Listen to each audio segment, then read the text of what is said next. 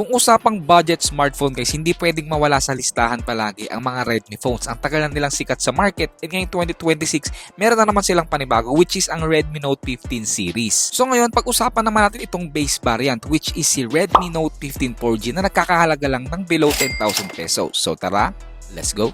Yo, what's up guys? I'm Rael D. Guzman. Welcome back again to my YouTube channel and finally, meron na naman tayong panibagong smartphone na re-reviewin. And itong isang to is si Redmi Note 15 4G. So, ang dami na nating na-review na Redmi phones. Alam nyo yan guys, from Redmi Note 12, 13, 14, and ngayon, nasa Redmi Note 15 series na tayo. And bakit nga ba yung 4G yung binili ko? Actually, nakita ko kasi yung presyo ng mga Pro and Pro Plus. Parang overpriced talaga. So, sabi ko, mas okay tong si Redmi Note 15 4G. And ilang araw ko na rin gamit to. Tingnan nyo guys, oh. Ang ganda nung, una ko napansin, ang ganda nung kanyang display. So, huwag natin patagalin pa. Tara, pag-usapan na natin to. Okay, so pumunta muna agad tayo sa main specs ng phone na to and kung may upgrade ba from Redmi Note 14 4G last year. So, unang-una, meron tong MediaTek Helio G100 Ultra which is hindi na masyadong bago tong chipset na to, no? Meron siyang 108 megapixel na main camera and meron siyang 6.77 inch AMOLED na curved display. And yung unang nagustuhan ko dito guys, finally gumraduate na si Redmi sa mga 6.67 inch na display. Ito 6.77 na and naka-curve AMOLED pa. And pinaka nagustuhan ko dito guys, meron siyang 6,000 mAh capacity na battery. Ilang araw ko lang gamit to, tuwang-tuwa na ako sa battery health niya. Napaka kunat na variant. Pero itong nasa akin is 6128 which is enough na sa akin kasi yung 8256 nasa 12,000 pesos which is overpriced na yun para sa specs ng phone na to. So pumunta naman tayo sa display ng phone na to. Meron tong 6.77 inch AMOLED, then meron siyang 120Hz of screen refresh rate at 1080p na resolution na Full HD+. Meron na rin siyang 3840Hz PWM dimming para iwas eye strain. And ang nagustuhan ko rin dito is naka-widevine L1 security na rin siya. So meaning makakanood din tayo ng mga Full HD Plus content sa mga streaming platforms. So yun yung nagustuhan ko dito guys, kahit base variant to, naka-curve AMOLED na rin siya and mas lumaki na yung display niya. Plus kita nyo naman guys, so sharp and detailed yung pinuproduce na color ng phone na to. Talagang buhay na buhay yung mga colors. Syempre sa display settings, pwede mo rin adjust dyan guys yung kanyang mga color settings, yung scheme, and then syempre yung refresh rate. Pero mas gusto ko guys naka-on yung 120Hz para mas talagang mararamdaman ko yung battery smooth ng phone na to. And meron to guys up to 3,200 nits of peak brightness. Napansin ko ang ganda at ang liwanag ng phone na to. Talagang kahit direct sunlight talagang visible yung kanyang mismong display. Okay, so usapang presyo naman syempre itong nasa akin which is yung 6128GB na variant is priced at 9,999. Then yung isa naman na 8256GB na variant guys is priced at 11,999 which is sabi ko nga kanina guys, overpriced na yung 12,000 na phone para sa chipset or sa specs ng phone na to. So kung gusto niyo mas makamura, mas bumili kayo sa online, lalo na yung itong 6128 guys nasa around 7,000 na lang. Pero kung bibili nyo sa mall, nasa around 10,000 tong 6128 na variant. So, tingnan nyo guys, no, yung ganyan bang presyo ni Redmi, medyo makatarungan ba yung pagbibigay nila ng presyo sa mga phones nila ngayon? So, sa build quality guys, meron tong plastic back, plastic frame, and syempre, glass front. And meron tong 183 grams guys, ganun siya kagaan, magaan siya at manipis itong phone na to. So sa baba guys, dito yung kanyang dual SIM tray, yung kanyang Type-C port, yung mic, and then yung kanyang isang speaker. And then pagdating sa bandang kanan guys, dito yung kanyang volume rocker, yung power on and off switch. And then pagdating naman sa kaliwa, wala na masyado nakalagay at malinis lang dito. Pagdating naman sa taas, andito yung kanyang pangalawang speaker, yung kanyang mic at yung IR blaster. Okay, so usapang speakers naman guys, hindi pwedeng mawala kasi isa yun sa mga tinitignan ko sa mga phone. Ito yung isa sa nagustuhan ko dito, naka-stereo speaker siya. Hindi ko lang kung makikita nyo guys, ayan, meron siyang dalawang speaker and malakas talaga. Pero husgahan nyo pa rin guys at parinig ko sa inyo. So ang tagal natin walang video ng mga smartphone and ngayon, as you can see, up to 300%. Unang smartphone na re-reviewin natin is ito, bagong-bago, which is si Xiaomi Redmi Note 14 4G. And alam ko, ang dami nang sumikat ni Xiaomi or Redmi na phones, di ba? Usually, yung mga Redmi phones, kilala yan.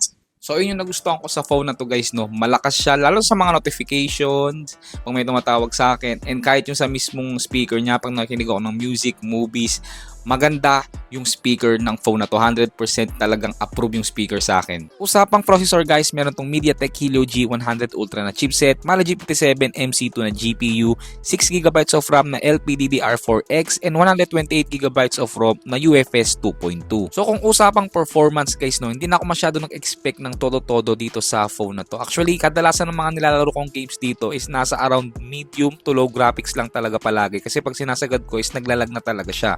So pagdating sa Call of Duty Mobile, kayang-kaya naman niya guys, pero yun nga asahan nyo na nasa medium graphics lang. Hindi ko na rin pala guys napakita sa video, pero yes, may gyro to habang naglalaro ko ng COD, and yes, smooth naman yung kanyang gyro. So masasabi ko lang guys, kung gamer ka, medyo ma-disappoint ka sa phone na to kasi hindi nga ganun kalakasan yung chipset niya, pero kung yung mga typical na laro lang like COD, Mobile Legends, or yung mga offline games, I think may enjoy mo naman to kasi unang-una, matagal talaga siya malobat, so kahit magbabad ka dito sa games is hindi agad-agad siya malolobat. And na-testing ko na rin pala ito guys sa Antutu Benchmark. Ito yung kanyang score, umabot ng 564,000 plus points, and ito naman yung kanyang breakdown points. So other features na nagustuhan ko dito guys, syempre hindi pwedeng mawala yung floating window and yung kanyang split screen. Napaka-useful yan lalo na pa nagmo-multitask ako, nag-take down notes, gumagawa ng script. So maganda yan na merong floating window at split screen itong phone na to. And kahit sabay-sabay nakabukas yan, wala ko nararamdaman na lag. Sa security naman guys, syempre, meron tong in-display fingerprint and face unlock.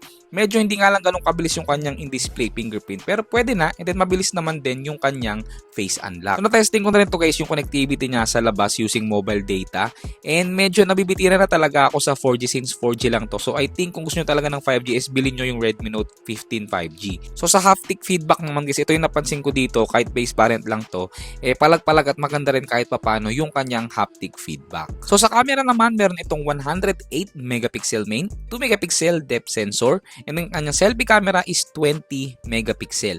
So ang nagustuhan ko dito guys, nung binuksan ko niya yung video recording niya, kahit base variant lang ito, meron na siyang 1080p at 60 fps. Kasi yung mga last year na base variant ni Redmi is naka 1080p at 30 fps lang. And then pagdating naman sa front recording niya is 1080p at 30 fps. Okay, so base sa mga nakuha kong pictures dito guys, ito yung masasabi ko talaga na kahit papaano may improvement kumpara sa last year na Redmi Note 14. Kasi kung makikita nyo guys, so lalo na pag maganda yung araw, may kulay naman, maganda yung colors, buhay naman yung colors and sharp naman kahit papano. Pero napansin ko pag mga indoor or hindi ganun kaganda yung lighting, medyo may mga noise na talaga siya. Kasi sa totoo lang guys, ang dami ko nang na-review na Redmi phones na yung pinakamababang variant and pangit talaga yung camera. Itong isang to, medyo nag-improve talaga siya. Pero again guys, huwag kayo mag-expect ng todo-todo sa kanyang camera kasi nga budget phone lang to.